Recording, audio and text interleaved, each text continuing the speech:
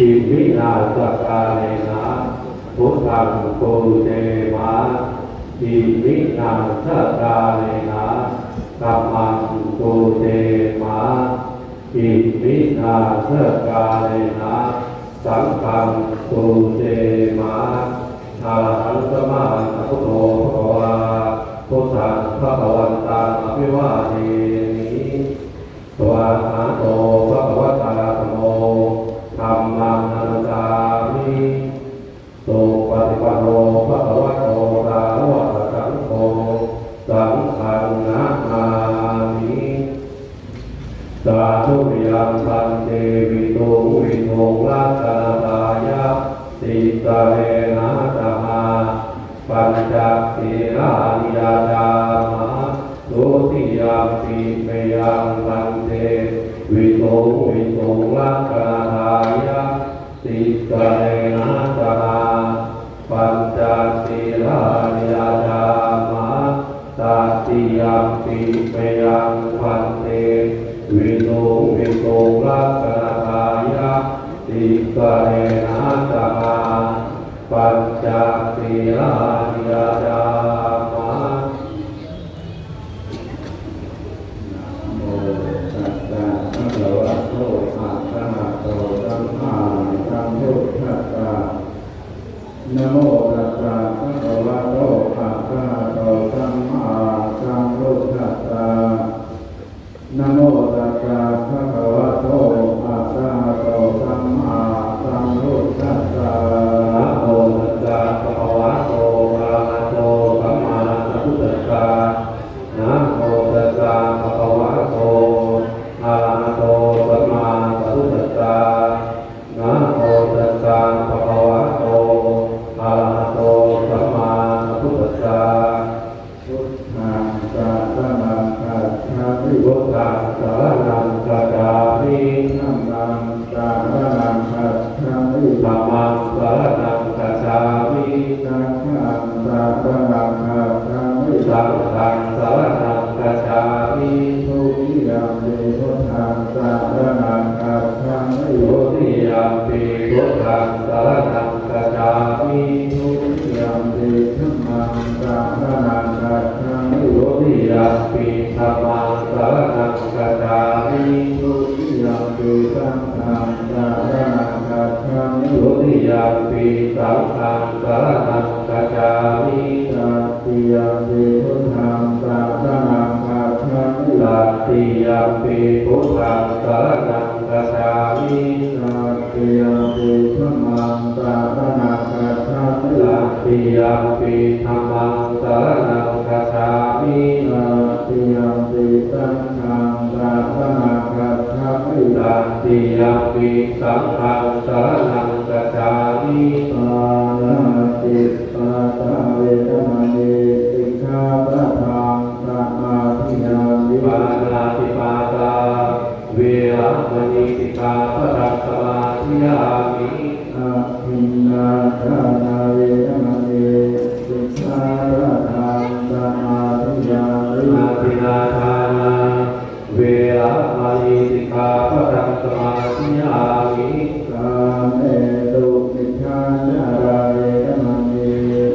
สิกขาปะทังสมาธิยามิกาเมตุสิกขาจารา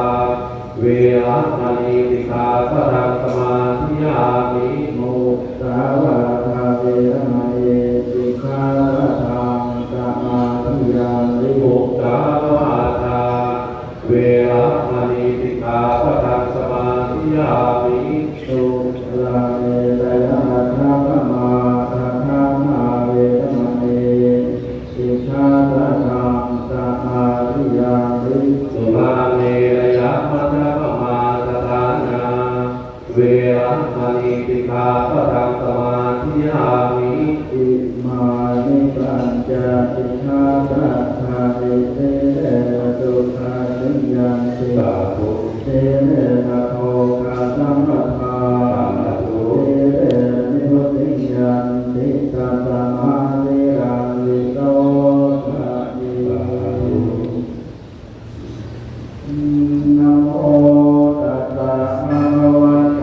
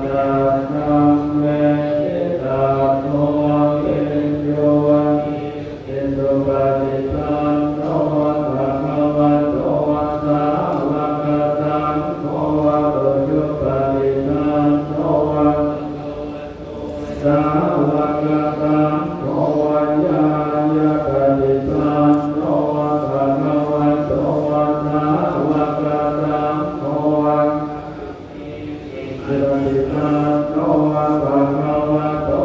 สาวกสังโฆยะติทังจัตตาริโตวิตายุปานิอานาลาเยตัมภะคะวะโตสาวกสังโฆอาหุนายโยปาหุนายโยปาอัญชลีกรณิโยอนุตตรังปุญญเขโลกันตาติหาหุตะหันตมะเตเนมิตตาหุตังตังขันลังกุณิตโทนัสเตนะมาลังนานากิตังมะวิญญาณโนเดโนวัตังเตตตาภวตุเตเตยมัง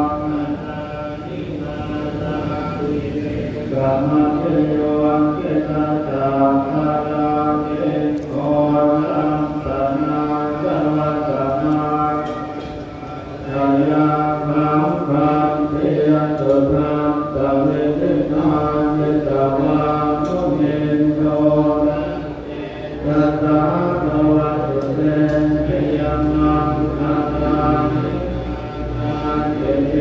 นะกะมะตังนะตินาตะโพตังนาวังเยจากะมะตะเนวะตุทังเมตังโตเตกะวิตินานิตวานุนิโตตันเตภวะตุเตเตยมังคะตังสังฆะกะมะติทานะตุสารุนังสังฆาวันติโยชนะทัสสังสุริมังนิสังฆะกะมันโตยิตวามุนิโตตันเต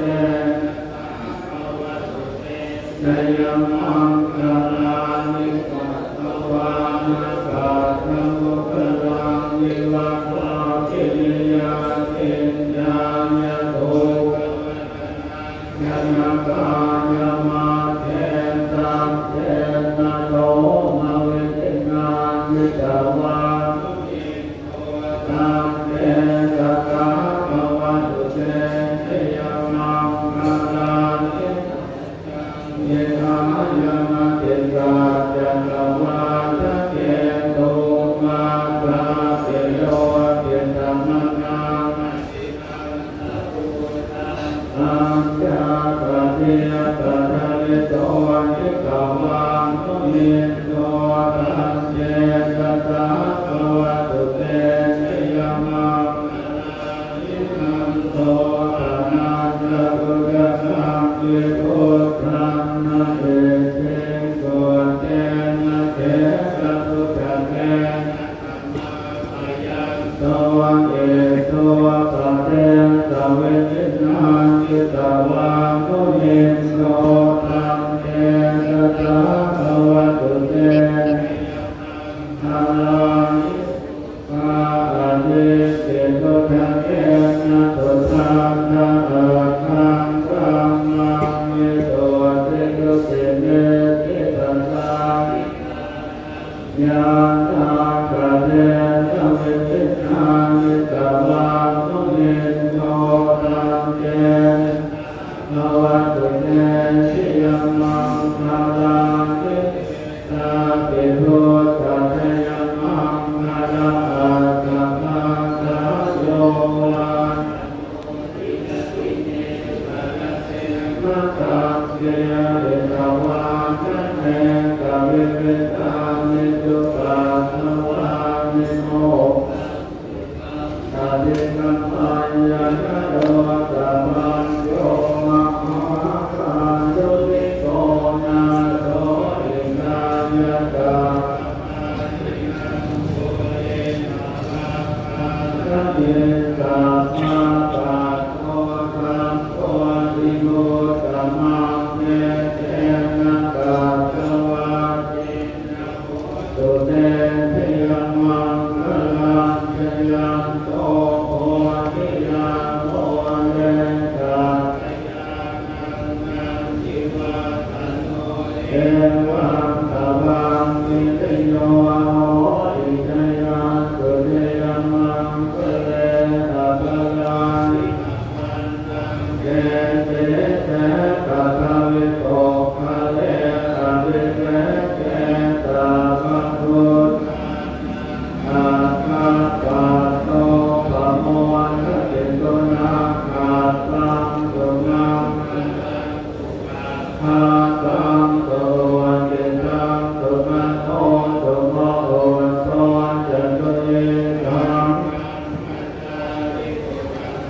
อินังกายกรรมังวาจากรรมังปะทาตินัง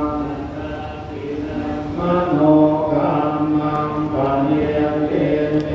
ปะทาตินาปะทาตวังนละมังตาเทปะทาติเนภวตุตาปะมังอลังนาปะเทวตาตาภะพุทธาทุกขาเวนะสนะโตภวตุตาปะมังอลังนาภะพุทธาภะเทวตาตาทุกขาเวนะสนะโตเทียมภวันตุเตภวตุตาปะมังตุตาภะเทวตาตาอานุภาเวนะสนะโตติภวันตุเตอาจารย์ที่ผู้เจ้าได้เลยพระพุทธองค์นะครับเพื่อเป็นสิริมงคลแก่สาธุชนทุกท่านนะครับครับขอให้เชิญนะครับทุกท่านนะครับกล่าวคำบูชาพระมหากษัตริย์นะครับและกล่าวคำถวายพระมหากษัตริย์กล่าวคำถวายพระมหากษัตริย์เจ้านะครับพร้อมกล่าวคำถวายพระบาทจะตุปัจจัยทีเดียวพร้อมกันเลยนะครับส่วนเทียนกับผ้าอาบน้ำฝนนะครับไปกล่าวคำถวายต่อที่พระคุณเจ้าท่านพระทหารเสร็จแล้วนะครับท่านระบบพร้อมกันเลยนะครับนะโมตัสสะภะคะวะโตอะระหะโตสัมมาสัมพุทธัสสะนะโมตัสสะภะคะวะโตอะระหะโตสัมมาสัมพุทธัสสะนะโมตัสสะภะคะวะโตอะระหะโตสัมมาสัมพุทธัสสะอิมังสุปาเทยัตถนะสัมปันนังกาลินังโอเจนะโกฏฐังวารังพุทธัสสะตุเทมาอิมานิเมยังอัมเตปัสสานิสัพพะริวารานิภิกขุสังฆัสสะโอโนทิยามะสาธุโลมันเตภิกขุสังโฆอิมานิปัสสานิจตุปัจจยานิสัพพะริวารานิปฏิคันหาตุธัมมาการทีฆาการอิตายะสุขายะอิมานิเนยังพันเตบังสกุลาสิทิวานิสัพพะริวารานิปฏิคันหาตุธัมมาการทีฆาการอิตายะสุขายะข้าแต่พระสงฆ์ผู้เจริญข้าพระเจ้าหลายขอน้อมถวายภัตตาหารกับสิ่งของบริวารทั้งหลายเหล่านี้แก่พระภิกษุสงฆ์ขอพระภิกษุสงฆ์จงรับภัตตาหารสิ่งของบริวารทั้งหลายเหล่านี้ของข้าพเจ้าหลายเพื่อประโยชน์เพื่อความสุขแก่ข้าพเจ้าหลายตลอดกาลนานเถิดข้าพเจ้าได้ข้ากล่าวถวายขันธ์บูชาธรรมนะครับต้องขอกันนะครับนะโมตัสสะภะคะวะโตอะระหะโตสัมมาสัมพุทธัสสะนะโมตัสสะภะคะวะโตอะระหะโตสัมมาสัมพุทธัสสะนะโมตัสสะภะคะวะโตอะระหะโตสัมมาสัมพุทธัสสะสุขินังวัฏเมธานังวัตถุทานังปัจจัยทานังอาสวะกายวานิพพานังโหตุสาธุกามาโลกาภิปฏิตังปฏิปัฏฐังทานิทิวา พยาคาภาคาติกาพระจกาติกาเทเตพุทธปัญชาลุนาติมาภักดาครับขอได้เชิญนะครับสาธุชนเจริญบุญทุกท่านนะครับกล่าวคำถวายเทียนกำลังพรรษานะครับพระท่าหาน้ำฝนนะครับท่านระบบพร้อมกันเลยนะครับนะโมตัสสะภะคะวะโตอะระหะโตสัมมาสัมพุทธัสสะนะโมตัสสะภะคะวะโตอะระหะโตสัมมาสัมพุทธัสสะนะโมตัสสะภะคะวะโตอะระหะโตสัมมาสัมพุทธัสสะอิมาคันเตพุทธะปุญญายะวัตตะกะตังปะทิปังวัตติกาสาธิกานิสังคัตตาโมโลเทยามะสาธุโลพันเตอิมังวัตตะกะตังปัตติปังวัตติกาสาธิกานิปฏิคันมาตุอัมหากัญจามาตาปิตุอาภิหัญจาเบตานังตัพเพสัจจาเทวตานังวิคาลตังปิตายะสุขายะ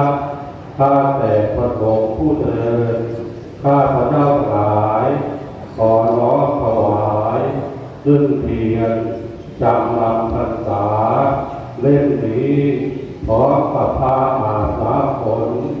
เพื่อเป็นพุทธบูชาแด่พระสงฆ์ขอพระสงฆ์จงรับซึ่งเทียนจำลำพรรษาเล่มนี้พร้อมกับผ้าอาสาผลเพื่อประโยชน์เพื่อความสุขแก่ข้าพเจ้าหลายได้แก่บิดามารดาญาติขายโดยมิตรสหายที่ล่วงลับไปแล้วสิ้นกาลนานเถิดยะถาวะริวหาปุราปฏิปุเรนติสาคลังเตเมวะอิโตทินังเดตานังอุตตะติปิตังทิทังลุมหังสุปัมเมวันสามิจตุตะเตตุเนตุตะปะยันโทปนะระโตยะถามิโทติระโตยะถาเอโยวันวิวัชชันตุสัพพะโลกโควินาศตุมาเตโยวัตตะระโยวันตุเตวายุโกภวะอภิวาทนาเตพุทธะปัจจายิโนจัตตารโลธรรมาวันเตอายุวันโตตุขังอาลังอายุโกวันเวลาโตเทโนวันยะโตปฏิภาณตุขังตถาตังเอหะเว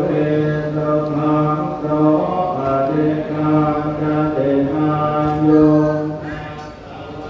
ภะลังวันนังตุขังจะปฏิภาณโทติอายุยังโทติยาตายาโทปะปังกติติขวันตุสัพพะมังตุสัพพะเทวตาสัพพะพุทธทุกขังเวนะตถาโตเทียมโล